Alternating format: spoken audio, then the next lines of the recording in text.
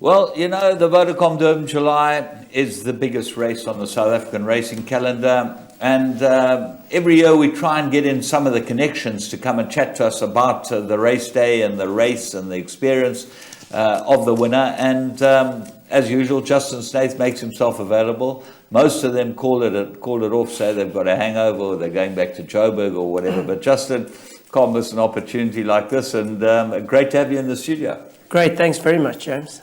We had you in the studio at the beginning of the season, which was fantastic. And in that interview, you said, "Do it again, we'll win the July."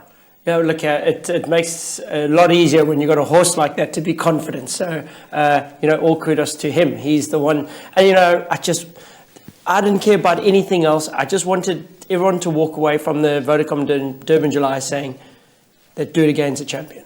And so that's all that I was worried about. I wanted to be proud for him. And I think after Saturday, everyone feels the same way that I do. All right. Well, we'll chat about that later when we watch the race. But obviously your week started with you winning the Natal Championships at Carkloof? Yes, we were very fortunate for the second year running to win the B section at Natal Champs. It was a lot of hard work, I must be honest. There were over 700 horses at Carkloof, 32 teams. So extremely competitive, one of the biggest tournaments in polo history, so in South Africa. So it was very, very competitive. We had to start off up against the Free State guys. They give you a hard time. Sparta, we had Sparta, the Van Reenen family and Barnard family. So it was a hard first day. So we managed to beat them and then into the final on Sunday, which we managed to win there. How easily did you win? And who did you beat? We just won. We beat Corkstud. Yeah. Who was that? The Williamsons? No, Williamsons were there. But no, we had to beat it was some of the Williamsons. So yes, it wasn't easy, but very happy and very proud to pull that one off. Well, it was great to see that was the start of the week. Then life is not that easy. It just doesn't always work the way you'd like it. So you go to the Johnson's Workwear Garden Province Stakes, your chief sponsor, your main man in your stable, or one of your main men, he sponsors the race, you want to win it. Oh, without a doubt. And especially, to have Gaynor here on the day, it was a big moment. And quite frankly, I was really hoping to win that race. I made it very clear. And unfortunately, we're just unlucky. Things didn't quite go as planned. Well, let's watch the race and then we'll talk about it afterwards. Let's go and see the Garden Province Stakes from the start. 1,600 metres and away they go from the 1,600 metre marker. Celtic Sea is one of the first out of the gate. Twice as Smart's now being passed by O Susanna.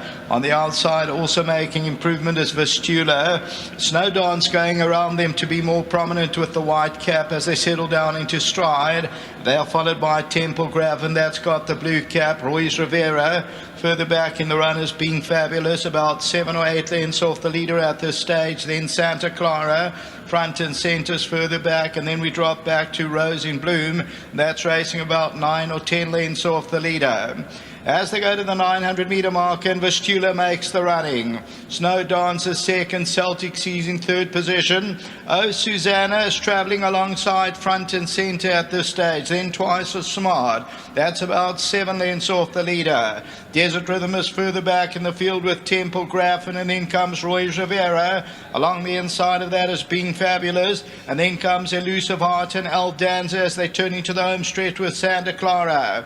Top of the lane in the Johnson Workwear Garden Province Stakes, and it's Vistula the leader. Snow Dance moves in, Celtic Sea's going for a rails run. On the outside, front and centre. Oh, Susanna's going to have to pick up, still got about 3 or 4 lengths to make up. Celtic Sea is sneaking throughout the rail. Oh, Susanna's now putting in a strong claim on the outside. It's Celtic Sea over the last 100. Snow Dance, Oh, Susanna, but Celtic Sea's going on and won it. Oh, Susanna second, Snow Dance, and then came Temple Graffin. Well, Celtic Sea was a triumph for Sean Terry and the connections, Graham Beck's son, Anthony, Gaines Way. So the big players were there, but when you watch the replay over and over, you wonder if actually you weren't the best horse in the race. Look, the unfortunate thing, what happens is at Greyville, you get the first run. So what happened there, Lyle went for the inside run. He got the first run. We didn't have enough horse at the time to compete for that run on the inside fence. Oh, Susanna is a filly that you've seen me take her to the front. She's a little bit one pace. She can grind away. For her to quicken up like that filly at the top of the straight, she doesn't. Yeah. But come halfway through the straight, you see now Oh, Susanna. The other horse is starting to weaken. Oh, Susanna is now firing up. Not only do we have to switch, but we have to switch again into to get a clear run. And then you see Oh, Susanna pick up the pace and fire home. So had that not happened, the result would have been a lot closer. And quite frankly, I thought we were very unlucky. But that's the rub of the green. There was no cutaway rail. Made it very hard for the guys on the inside. That's why we then obviously changed tactics in the main race. So with the 2 meter spurs, they call it. Do you think that should be pushed out further into the straight? Definitely. On a big day like July Day? Without a doubt. What would that do? That would allow the horses that are well drawn, that don't have the pace to get the run down the inside. Correct. Yeah. As you saw in the Vodacom Derby in July, we had to all change our tactics. Yeah. So what we did was I saw what had happened, and we then obviously. Unfortunately, with Oh, Susanna being a bit slow out the gates, she didn't quite get into the position we were hoping for, and the winner took that position, which gives you the best run of the race. Yes. And into the straight, you're the first one down that inside fence, and you're gone, and you hold on. All you got to do is just hold on to the line, which they did. All kudos to them. Lau did really nothing wrong. He took the best running, and unfortunately, we just didn't have horse at the time to get our head in there to maybe fight for it. Yeah, it just seemed like the start was what it was all about, because you were drawn on the inside. You were drawn 3. You should have been there. Correct. But you just didn't. She just didn't get away. She just was a bit sluggish. And same with Snowdance. Took too long to sort of get over from the draw. As I said, the only horse that on the entire card that the NRB gave us draws was Oh, Susanna got half a draw. Bar that on the day, we were jumping from 16 out of 16 the whole day. Well, the winner was bred by Maritzfontein Wilgeborst Drift, so they bred the Grade 1 winner. Yours is obviously your team, Gaynor, but she's won a Group 1, and you've still got to be eminently happy with her. Where do you go from here with her? Look, very interesting. We're going to chat. I've put her in the Champions Cup because I just think with Oh, Susanna, there's still so much horse. I mean, she's really well. But there's a very good chance that she will go overseas. You can take it as from the discussion with Gaynor and Kevin, she will be going overseas, but that will only be in the summer and probably for breeding purposes. So there's a chance that we might actually see her still in Cape Racing. So it's whether we want to do too much now in the Natal season or actually then put her away and get her ready for the summer season. Upon she will then go overseas. She's only had the 2 runs this season, basically. She went to Joburg, and then she came here and she won. The Champions Cup looks like a natural, and she'd be a great draw card for a race like that. Yes, look, it's going to be a little bit competitive. I know Mike has cleverly kept Sokrat out of everything a little bit now, so he's aiming him at that race. So that could be the horse that we have to watch out for. He'll be very well weighted, Sokrat, under the conditions of the race, and so will Oh, Susanna. So there's a good chance. The noms are going in today. We see the draws. If we draw Bush, we're out. It's as simple as that. Correct. Justin, all right. Then the July must have been a lot of pressure, because, to go and win a July twice in a row and carry top weight, give weight to everything. You were beaten by the Rainbow Bridge in the Met. There wasn't much between them. You've got to give him half a kilo. Did all those things play on your mind? No. I was annoyed about the Met. The Sun Met, I was annoyed. Do it against a fighter. We never got that opportunity. The race was over before we could get there and have a fight with him. The Met was a disaster for us. So I wanted to set the record straight a little bit, and this was a perfect platform because we're giving everybody weight. Even Rainbow Bridge, we had to give weight. Hawam, we got to give him 4 kilos. Unfortunately, unluckily for them, he was injured in the starting stalls. So, but I was never too worried about the 3-year-olds, to be honest. I never thought them a factor this year, just because the quality of the 4-year-olds. Rainbow Bridge and Do It Again are very, very good horses. On any in any year, horses like this normally go overseas. So they were here, made a lot harder for the 3-year-olds this year, in my opinion. Okay, well, let's go and watch the race, because now it gives you an opportunity to watch again as to where Do It Again came from. And that's what makes us so meritorious, this win. The second horse gets the run of the race and gets away from them in the straight, and it looks all over. Let's go and watch it again and watch the yellow colours of Do It Again and see how much he has to do. Campharatus comes forward and bounding away in the Vodacom Durban July, 4.25 million rand from the 2200 metre marker. Lady in Black stoked up early. Made to Conquer's right there and Return Flighter. Beautiful position at the rail. Twist of Fate's on the right hand side. Outside of him is Head Honcho looping them all, and Head Honcho's making big strides to try and attack for the lead. Double Mint, Lady in Black at this stage. Rainbow Bridge mid-division. Tilbury Fortress further back past the 1600 behind the Driddle. Do It Again, scraping paint 8 lengths off. Eyes wide open, Campharatus. Mayabi Gold, Divine Odyssey. Barrahin behind a wall of horses, 10-11 lengths off them. Legal Eagle and Roy Had Enough coming towards them. Now Return Flight, a length and a quarter. Head Honcho gets up to 3 parts of a length. Twist of Fate is on the rail. Look at that move at the rail. Twist of Fate just 2 lengths off. Lady in Black and Rainbow Bridge. Tilbury Fort. Eyes wide open. Roy Had Enough. Do It Again's 9 lengths off them. Campharatus, Divine Odyssey. Then comes Mayabi Gold. Barrahin's going to have to sprout wings from there. They got the red cap on. 10 lengths off at the 900 metre marker. Legal Eagle. Return Flight by 1 length coming to the final. 750. Head Honcho's now pouring on the pressure. 2 lengths, Twist of Fate. Made to Conquer, Double Mint, Lady in Black. Rainbow Bridge, Tilbury Fort and Eyes Wide Open. Do It Again, reaching for the stars. He's come off the rail. He's come to the outside. 6 to hunt down Campharatus, Eyes Wide Open. Homeward bound in the Vodacom Durban July. Head Honcho, Twist of Fate's there. Rainbow Bridge is coming through. Lady in Black, Double Mint. Do It Again and Eyes Wide Open. Do It Again comes at Rainbow Bridge. Twist of Fate is there. Rainbow Bridge, Twist of Fate. Do It Again's down the centre of the course, coming with an electric finish. Do It Again. He's coming at Rainbow Bridge. He's a born leader and he will do it again. Rainbow Bridge, Twist of Fate, Eyes Wide Open and Mayabi Gold. Let's hear it for Do It Again. He goes off the favourite and he comes home to register back-to-back wins.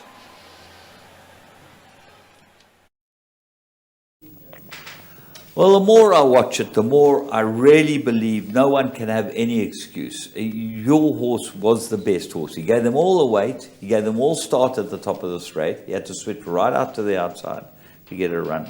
And he didn't look like he was hard ridden. No, not at all. It was, so Richard, so actually, we're just getting back to Gavin Arena said when he went through the gap on Rainbow Bridge, he said, "Good luck, boys. No one's catching me here." He says he was flying. He says he couldn't believe it. All of a sudden he saw this yellow colours on his outside. He said, no, impossible. Yeah. So just to give you a bit of feedback from the second rider, but with Richard, everything to get there was done with the hands and heels. Everything. You never pulled the stick until 150, and all he does is doesn't even pull the stick into the forward motion. It's all just little backhand, just to encourage him and just keep him focused on the job. There was no lifting or big smacks or anything like that. Literally, this horse did it on his own. He's an amazing horse. He's by Twice Over, bred by Robin Bruss, North Hill stud, owned by 2 of the biggest owners and the late Jack Mitchell. You know, it's like sort of a bit buoyant, isn't it? Very emotional moments. Everyone was composed until they had the thought obviously of Benji Johnson and then Jack Mitchell. And I could see each family shame. They all held it together, but for one moment they just shame. They couldn't hold back emotions anymore. got it, because the whole families, all of them are dynasties created by these men. You know, Jack Mitchell created this racing dynasty, and Benji Johnson created the racing dynasty, and they've been carried on by their family, which is fantastic and so important for South African racing, isn't it? It just shows you how emotional and it's just incredible. I mean, as I say, I mean, they were the I would say, just that, I'm trying to find the right word, elegant, just like royal people of racing, that where quality, ethics, you know, being decent people. Yeah, absolutely. Their word is their bond. Correct. They say they're going to do something. Down the line. Good, yeah. There's no ifs, buts, or maybes. Like a lot of people that we know in racing, you know, they say they're going to do this and they don't do that. But these people are people. Honest, good men. Yeah. And that's why my son is Jack Benjamin Snaith. Yeah. After two of the most, which I thought I admired the most in racing. That's iconic, yeah. Yes. Well done. And did just mention Bernard and Dale were here. I know Dale wasn't here last year, so that was quite sad for her. But yes. It's fantastic to have them. Bernard's a fantastic man in no, racing. proper. You know, I don't think people realize how he loves racing. Yeah. Oh, he loves racing. And you know, he's just, this is a moment in his life that he just says, he just cannot believe it's come true, and thoroughly enjoyed it.